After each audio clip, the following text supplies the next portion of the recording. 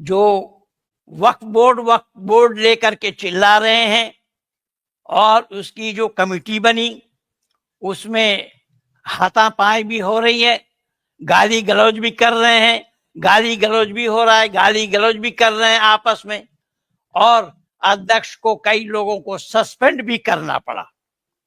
तो आइए जरा हम विचार करते हैं कि आखिर ये वक्फ बोर्ड क्या है। वक्फ बोर्ड ये लोग उसको कह रहे हैं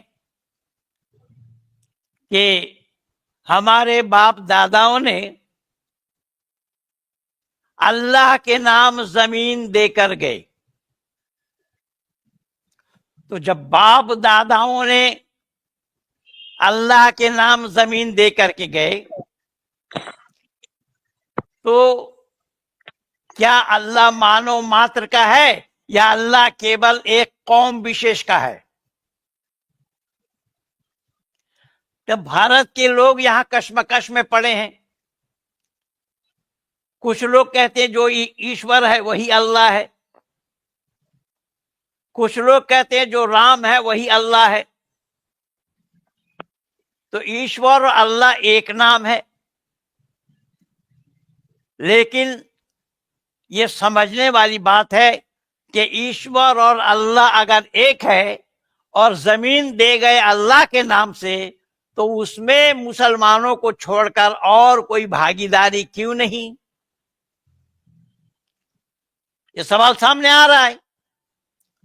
और अल्लाह के नाम से दिया गया तो अल्लाह क्या धरती पर विचरण करने वाले हैं मानव जैसा?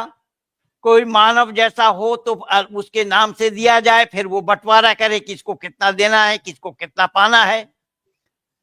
पर आज मैं आप लोगों को ये बता रहा हूं, और आज का मेरा लेख भी पढ़ लीजिएगा, जिसमें मैं दिखाया हूं कि महज ये कांग्रेसियों की मेहरबानी है। इन कांग्रेसी लोगों ने ही वक्त के जमीन मुसलमानों को कहा कि तुम्हें जहां चाहो जितना चाहो उतना जमीन तुम छेक लो, घेर लो, आदि आदि। अब कांग्रेसी ये ना कहते होते तो यह बात सामने नहीं आती, क्योंकि इससे पहले भी कभी नहीं हुआ। आज ये खामखा चिल्ला रहे हैं। और भारत में इतने जमींदार कौन थे मुसलमान जो संपूर्ण भारत भर में अपने जमीन बिछा करके गए? ये कह रहे ये भी हमारा, वो भी हमारा, वो भी हमारा, वो भी हमारा, सब तुम्हारा। ये भारत की जमीन है। भारत की जमीन भारतवासियों की है, किसी के बाप के नहीं है। और न किसी के बाप ने अल्लाह के नाम भारत की जमीन वक्फ कर गए। ये किया जाना संभव ही नहीं है। और एक बात फिर मैं कहूंगा, इससे पहले भी एक दिन बोला था कि भारत में वक्फ की जमीन यहां है, वहां है, वो है और ये है। ये करने वाले लोगों से मैं ये पूछ रहा हूं कि अगर तुम्हारे बाप दादाओं ने वक्फ कर गए जमीन अल्लाह के नाम, और पाकिस्तान में जहां जाकर के बसे हैं वो किसके जमीन पर बसे हैं? वो जमीन तो भारत की थी जो आज पाकिस्तान बना है। तो वहां पर भी तो जमीन दी गई जिस जमीन पर वो बसे हैं। तो फिर इस भारत की जमीन पर दावा क्यों ठोक रहे हो? इसलिए भारत सरकार को चाहिए कि इस वक्फ नाम की बीमारी को समूल नष्ट कर देना, समाप्त कर देना, कि कोई वक्फ नहीं है, कोई वक्फ की जमीन नहीं है। कहीं पर कोई जमीन किसी मुसलमान के बाप दादाओं ने भारत में छोड़ करके नहीं गए। इतने उदारवादी मुसलमान नहीं है। मैं जानना चाहता हूं, मुसलमानों में इतनी उदारता नहीं है, इस्लाम में इतनी उदारता नहीं है, इस्लाम वाले इतनी उदारवादी नहीं है। क्यों? कि किसी का आंख खराब हो गया, अगर मुसलमान का आंख खराब हो गया वो किसी गैर मुस्लिम से आंख ले तो सकते हैं, लेकिन कोई मुसलमान गैर मुस्लिम को आंख दे नहीं सकते। गैर मुस्लिम को नहीं, मुसलमान को भी नहीं दे सकते। अगर किडनी खराब हो गया हो तो मुसलमान किसी से किडनी ले सकते हैं, चाहे वो गैर मुस्लिम से ही क्यों ना हो। गैर मुस्लिम से किडनी लिया जाना संभव है, लेकिन अपना किडनी ना मुसलमानों को देना है और ना गैर मुस्लिमों को देना है। यह अल्लाह ने कतई मना किया हुआ है। तो जब इस्लाम इतनी उदारवादी नहीं है, इतनी उदारवादिता इस्लाम में नहीं है, वो किसी के लिए जमीन कोई छोड़ जाए तो संभव का है। इतनी जमीन कौन था जमींदार? वो जिसने जमीन छोड़ी है, नाम तो बताओ, वो जमींदार कौन था भारत में? भारत का वो जमींदार का नाम क्या है जो संपूर्ण भारत में हर डिस्ट्रिक्ट में अपना जमीन छोड़ गए? जो डिस्ट्रिक्ट कुछ अभी बने हैं, उन डिस्ट्रिक्टों में भी ये बता रहे हैं कि ये जमीन हमारी है, वो जमीन हमारी है। झूठ मूठ कब्जा करके उस पर दखल किए बैठे हैं। कहीं मजार बना दिया, कहीं मस्जिद बना दिया, कहीं कब्रिस्तान बना दिया, बस यही तांडव चल रहा है। मैं देखा हूं दिल्ली में, जहां मैं रहता हूं, नागलोई में, और नागलोई के 2 नंबर पार होने के साथ ही बायां हाथ में एक मजार बना हुआ है, सड़क के किनारे, सड़क के नीचे बिल्कुल। वहां पर कौन मरने के लिए आया था? और वो उस समय बनाया गया था। आज वो मजार चढ़ावा चढ़ाने जा रहे हैं। और विशेष करके ये हिंदू कहलाने वाले, ये हिंदू घराने के लोग उस मजार में जाते हैं। केवल उस मजार में नहीं, यत्र तत्र जहां पर भी मजार बने हुए हैं या जहां पर भी इन लोगों ने मजार बनाए रखा है, ये हिंदू ही उनको ईंधन जुगा रहे हैं, हिंदू ही उनको खिला रहे हैं। कि हिंदू अपने देवी देवता को पूजने के बाद भी इनकी तृप्ति नहीं होती। ये हिंदू उस मजार में भी जा पहुंचता है जहां इसके पिता का कातिल ही क्यों ना सोया पड़ा हो। कौन बचाएगा हिंदुओं को? ये कितना बड़ा दुर्भाग्य है कि हिंदू अपने अस्तित्व को समझने के लिए तैयार नहीं। हिंदू अपने पूर्वजों के इतिहास को पढ़ करके नहीं देखा। हिंदू अपने पूर्वजों को याद करके भी राजी नहीं। हिंदुओं पर यह आपत्ति, हिंदू जिस तरीके से ये मजारों में जा रहे हैं, मजारों में जाकर के आप देखिएगा हर बृहस्पतिवार को पूरे भारत भर में जहां जहां मजार है, मेरा देखा देखी ये कई मजार बने। अब गाजियाबाद, पहले मैं गाजियाबाद में था, गाजियाबाद और दिल्ली जाते समय हिंडोन नदी के पार करते ही राइट हैंड को एक मजार पड़ता है, उसमें कुछ भी नहीं था मेरे सामने। आज देखिए वो क्या बन रहा है।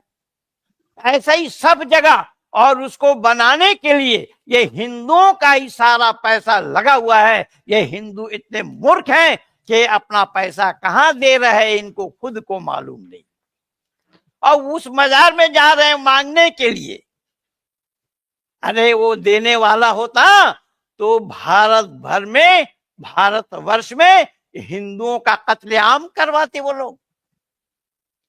ख्वाजा मोइनुद्दीन चिश्ती के जीवनी को पढ़ करके आप देखिए, ख्वाजा मोइनुद्दीन चिश्ती के जीवनी को जब आप पढ़ करके देखेंगे, उससे पता लगेगा कि किस तरीके से उन्होंने तांडव मचाया था, कत्लेआम किया था हिंदुओं का, और हिंदुओं को मुसलमान बनाया था। ये जो सूफीवाद है ना, सूफीवाद ये मीठा जहर है। इन सूफीवाद के द्वारा ही संपूर्ण भारत में इस्लाम का प्रचार प्रसार हुआ। आज जितने भी मुसलमान भारत में देख रहे हैं, इन सूफीवाद वालों के ही प्रचार से हुआ है। ये दुर्भाग्य है। इसलिए मैं हिंदुओं को कहूंगा कि भाई तुम्हारे पास अकल है कि नहीं है, तुम्हारे पूर्वज है कि नहीं है, तुम्हारे पूर्वजों ने कुछ बताया कि नहीं बताया। अरे अगर तुम्हारे पूर्वज नहीं बताया तो चलो हम तुम्हें पंजाब ले जाते हैं, और पंजाब के अंदर में हम गुरुओं को देखते हैं, जिन गुरुओं ने मुसलमानों के साथ लड़ करके मुसलमानों के साथ लोहा लेकर के अपना गर्दन कटवाए और क्या क्या तांडव सहे हैं केवल सत्य सनातन वैदिक धर्म की रक्षा के लिए। गुरु गोविंद सिंह ने तो अपने पिता गुरु तेग बहादुर को कत्ल होते हुए देखा, अपने 4 बेटे का कत्ल होते हुए देखा, 2 को तो मार दिया था, 2 को दीवार में चिनवा दिया था। जैसा ईंटा दीवार में चिनवाया जाता है वैसा ही जिंदा जोरावर सिंह और फतेह सिंह को चिनवा दिया था मुसलमानों ने। हिंदू अपने पूर्वजों के इतिहास को पढ़ो, अपने गुरुओं की जीवनी को पढ़ो, जिन गुरुओं ने बलिदान दिया है इस सत्य सनातन वैदिक धर्म के लिए, वैदिक संस्कृति के रक्षा के लिए जिन गुरुओं ने बलिदान दिया है उन गुरुओं के इतिहास को पढ़ो। उन गुरुओं के इतिहास को पढ़ने पर ही तुम्हें सच्चाई का पता चलेगा, तब तुम मजारों में नहीं जाओगे। दुर्भाग्य है कि उन मजारों में क्या लेने के, जब मरा हुआ आदमी किसी को दे सकता है कुछ? मरा हुआ आदमी किसी को कुछ दे सकता है क्या? वो तो मरा हुआ है, मुर्दा है। तो मुर्दे से क्या मांगने के लिए जा रहे हो तुम लोग?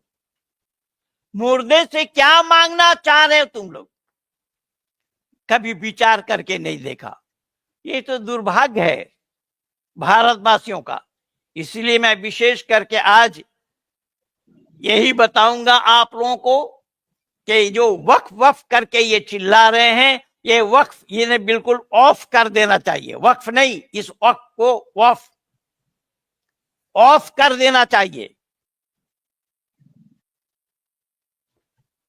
तभी बात बनेगी।